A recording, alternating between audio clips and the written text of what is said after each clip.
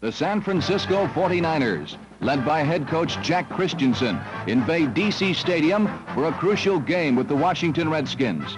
On this hot Sunday afternoon, both teams must play without their top receivers. All-Pro Dave Parks is hobbled by a hamstring and is forced to counsel from the sidelines. The Redskins will miss their main offensive threat, Charlie Taylor, who is bench-bound with a series of leg ailments. This is the NFL Game of the Week. The San Francisco 49ers versus the Washington Redskins.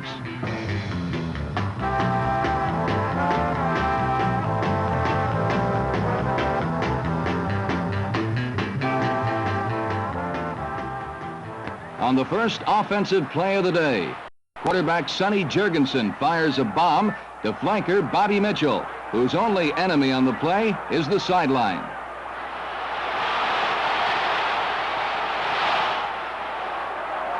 Good pursuit by number 80, Stan Hinman, cancels the Redskins' thrust and forces them to attempt a field goal with their fourth different place kicker of the year.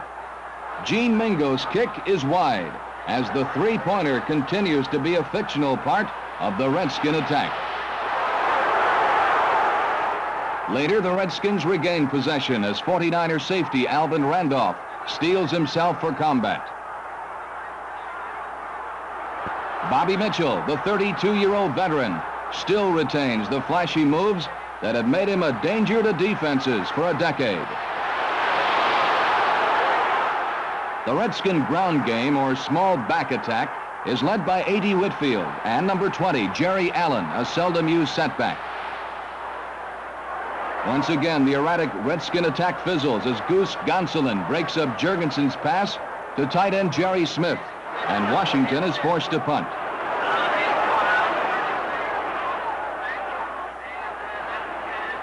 Pat Richter's punt rolls toward the end zone, but linebacker Jim Carroll makes a great save, and San Francisco must start their offense from the 1.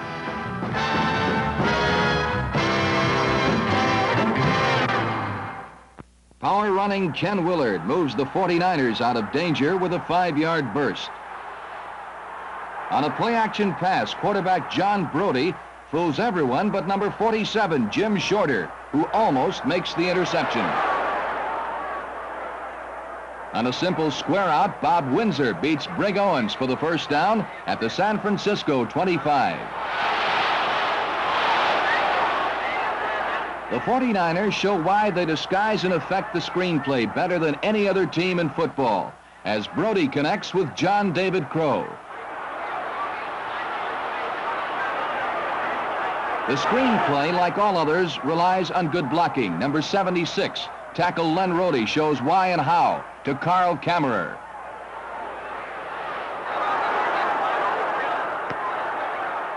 From the Redskin 45, Brody steps into the pocket and finds Sonny Randall for another first down.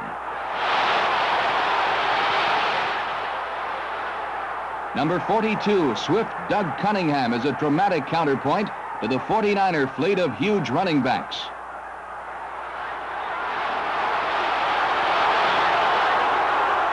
The 99-yard drive culminates when Brody is forced to flee from the pocket. Finding no receivers open, Brody tightropes down the sideline for a touchdown as the 49ers draw first blood.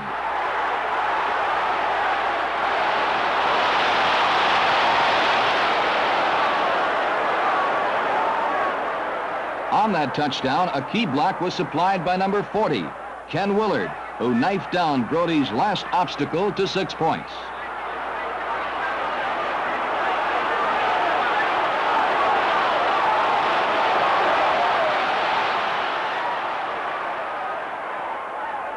The slumbering giant of a Redskin ground attack finally awakens as Jerry Allen weaves his way to the 49er 33 as the first period ends.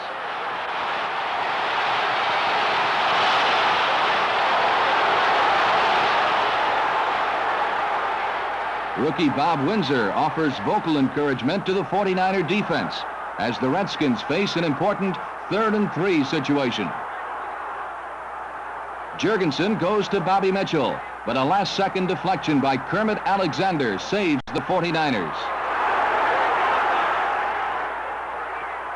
From the 33, Gene Mingo's second field goal try goes astray as the Redskin drive is again unrewarded. Once again, the Redskin defense holds and gives the offense a chance to tie the game at 7. On 3rd and 1, the 49er defense submarines expecting a run, but Jurgensen surprises them with a pass to Jerry Smith at the 49er 38. The first half becomes a nightmare of wasted opportunities for Washington as a Harry Jurgensen passes off balance and Clark Miller intercepts the ill-timed pass. Trying to capitalize quickly, Brody's bomb is broken up nicely by Brig Owens.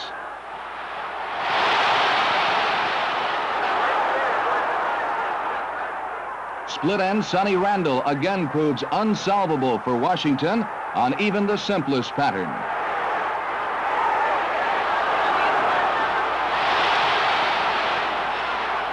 Utilizing a play-action fake to number 22, Gary Lewis, Brody spears the wily Randall for the second San Francisco touchdown and a 14-0 49er advantage.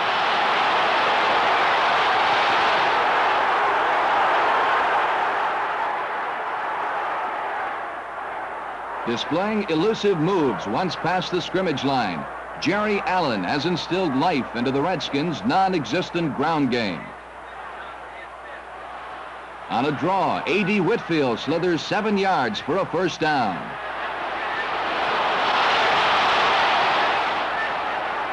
Mixing runs with short swing passes, the Redskins mount their first attempt for a consistent drive.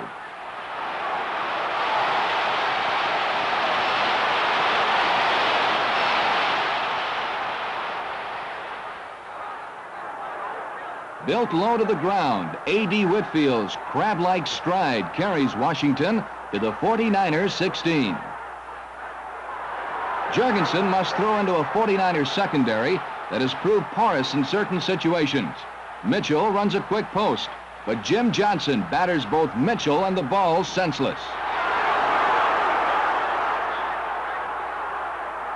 On 3rd down, linebacker Matt Hazeltine, number 55, makes another great saving play and forces Washington into trying the impossible, a field goal. Sonny Randall appears even disdainful about the field goal, but Coach Otto Graham hasn't run out of surprises. Mingo fakes the field goal, and Jim Nanowski throws to Chris Hanberger, but Alvin Randolph collars him short of the first down. With less than 2 minutes to play in the first half, the 49ers seem content on running out the clock. Brody tries to exploit this thinking by firing a surprise bomb to Randall. But his pass is underthrown and intercepted by Paul Krause, who wisely runs out of bounds with 51 seconds remaining.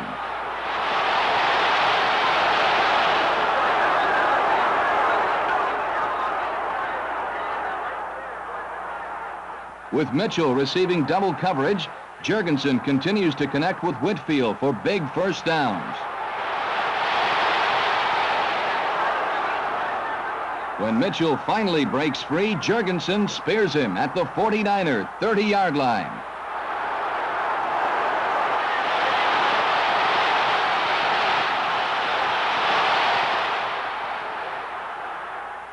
Jurgensen tries to kill the clock by throwing to the sideline, and Alexander helps him with a costly interference penalty.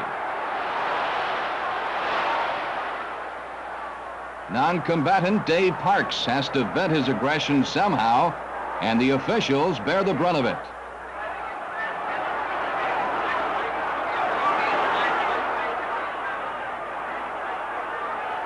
Behind faultless protection, Jurgensen goes for a touchdown, but his pass to Johnny Burrell is just off the big end's fingertips.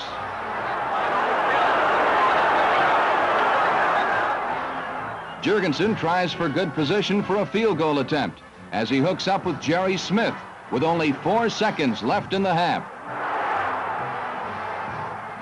As time runs out, Gene Mingo salvages 3 points as the Redskins trail at the half 14-3.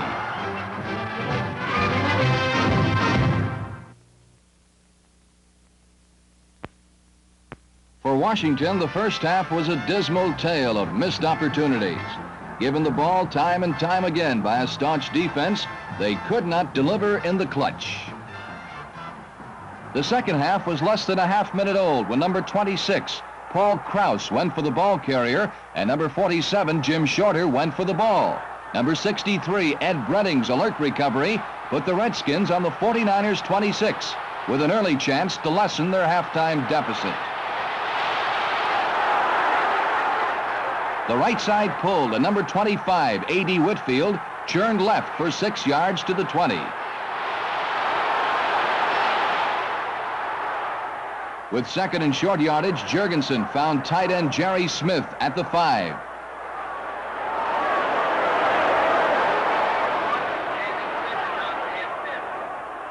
Brute strength and cat-like quickness by number 50, Ed Beard, stopped A.D. Whitfield's 6-point drive. Number 20, Jerry Allen, found no daylight at the same portal. With 4th and 2 at the 2, Jurgensen rolled right and pitched perfectly to tight end Jerry Smith for Washington's 10th point.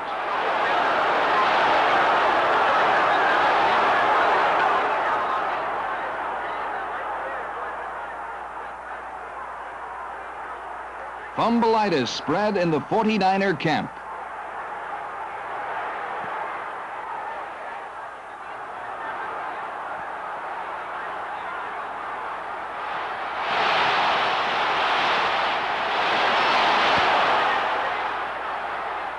From ground level, we see that it wasn't 49er ineptitude which caused their costly errors. Jerry Smith's jarring tackle opened the way for Gene Mingo to display his alertness.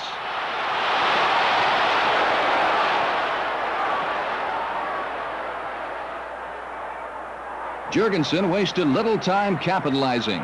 A slant into Bobby Mitchell had touchdown written on it until number 20, George Donnelly, wrapped Mitchell illegally.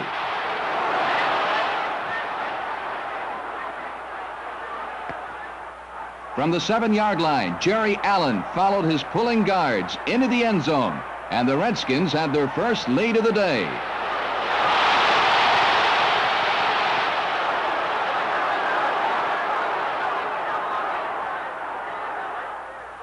Inspired to maintain their advantage, the Skins defense hit harder.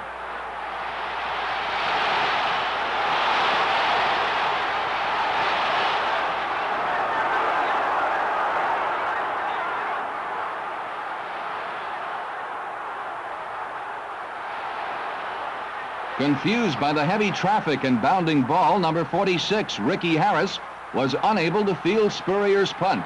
Number 57, Frank Nunley, did.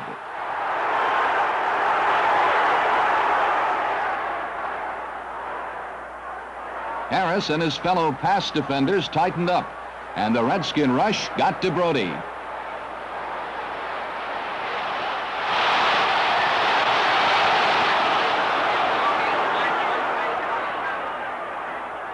Tommy Davis tried to salvage 3 points from the 39-yard line, but this effort, too, was aborted.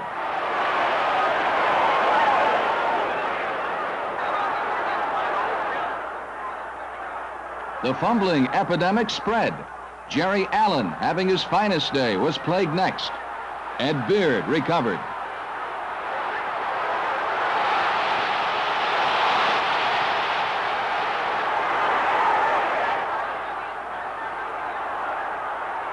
Number 68, Howard Mudd, wipes out the cornerback and springs rookie speedster Doug Cunningham for 11 yards and a first down at the 5.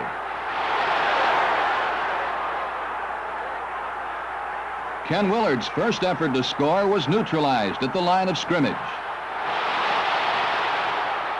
Number 67, Walt Rock, provided the extra effort needed to put Willard across the goal line and the 49ers into a new 21-17 lead.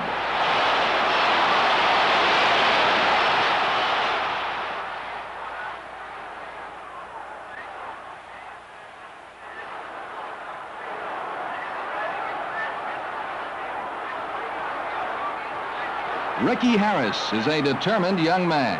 His 180-pound stature does not reflect his desire, determination, or balance.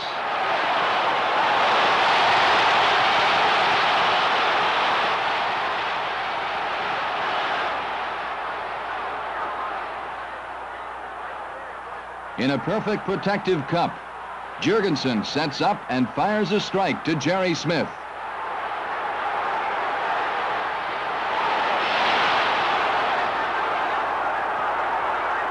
As the quarter ends, rookie Steve Spurrier wonders when his chance will come.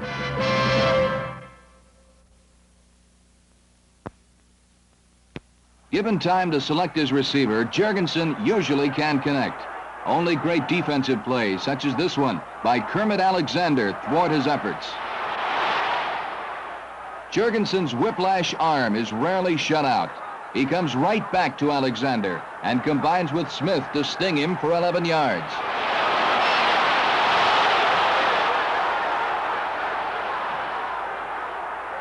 A nifty feint right deceives the secondary.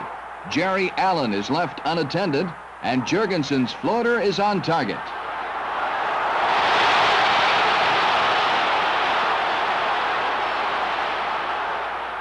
Jurgensen was able to isolate Allen with a linebacker.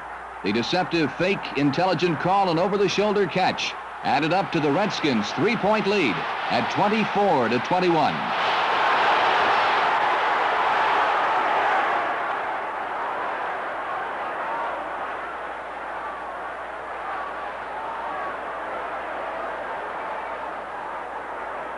Rookies make mistakes. Good rookies like Doug Cunningham don't make the same one twice. Jolted savagely by number 24, Pete Larson, Cunningham maintains possession at the 20. Running is not John Brody's style. Survival is more important than style, however.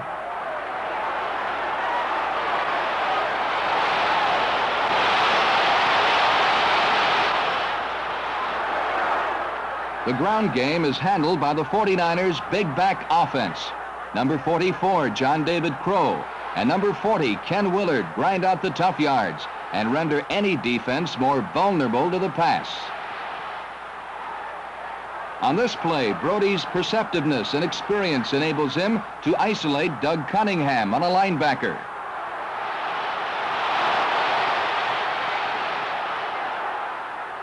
Off play action, Brody selects Sonny Randall on a post pattern. The infraction is obvious, and the 49ers are at the scoring door again.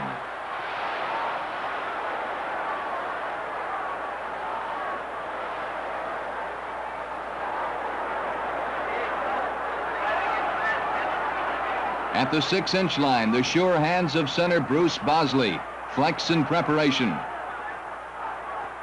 Number 55, Chris Hanberger's jolting tackle is a split second late, and the 49ers go back into the lead, 28-24.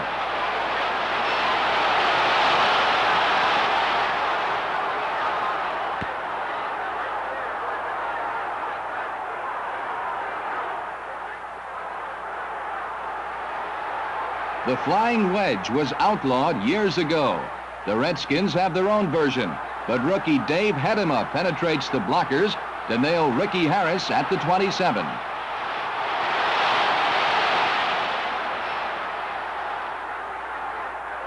The trap play jams, but A.D. Whitfield reads his blocks and gets loose for 15.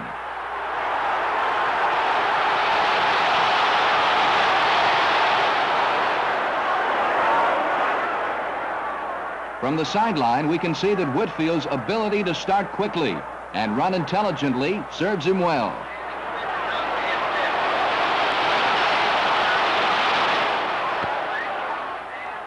The Redskins are on the move. Jurgensen is on target over the middle to John Love.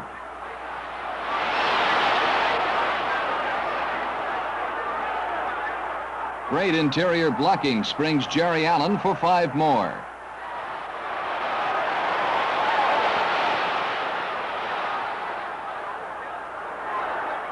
Now the momentum is Washington's. A sideline pattern to Jerry Smith goes to the 20.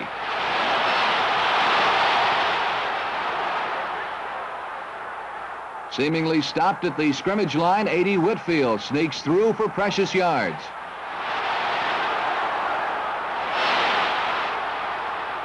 Verbal encouragement won't be enough for the 49ers now.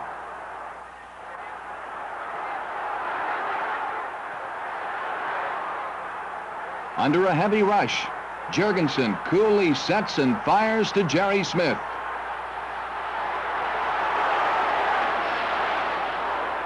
The Redskins have a 3-point lead with 7 minutes remaining, 31-28.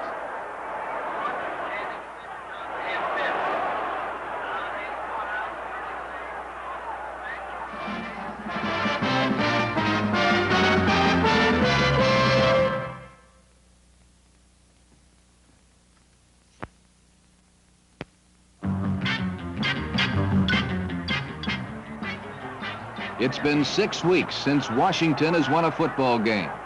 They've been agonizingly close in all of their losses.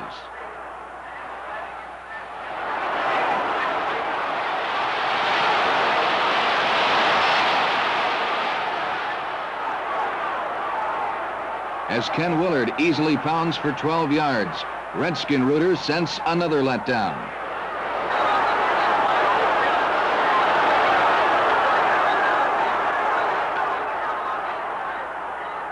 The identical play fails a second time, and San Francisco is forced to punt.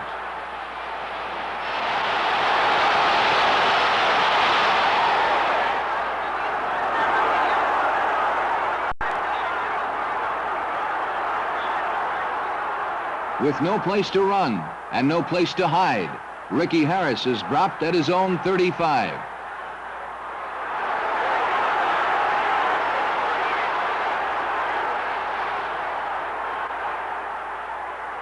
The Redskins want insurance. Jurgensen calls on the day's leading rusher, Jerry Allen, to provide 17 yards worth.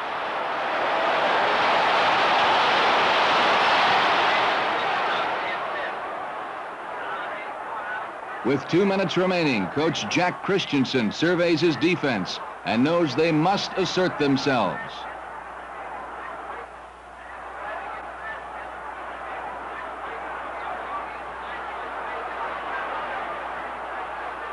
For the first time in the game, Jurgensen is dumped. Washington must surrender the football.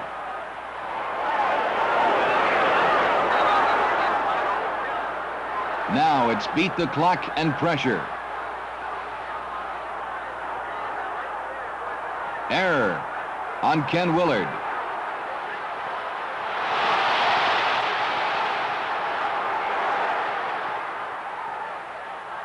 Washington's prevent defense can't prevent this diving 8-yard catch by Bob Windsor.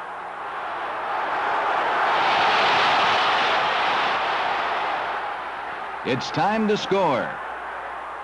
John David Crow beats his man, but the anxious receiver drops the perfectly thrown bomb. The next error is Brody's. Rattled, he overthrows Sonny Randall down the sideline.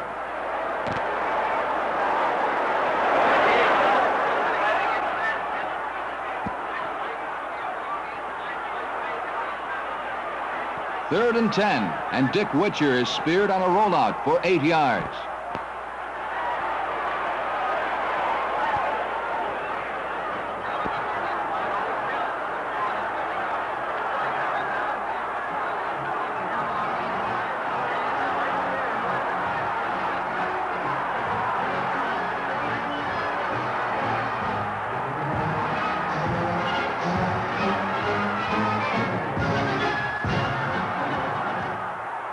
Fourth and 2 at the Skins' 41. A swing to Willard fails, and the 49ers' goose is cooked.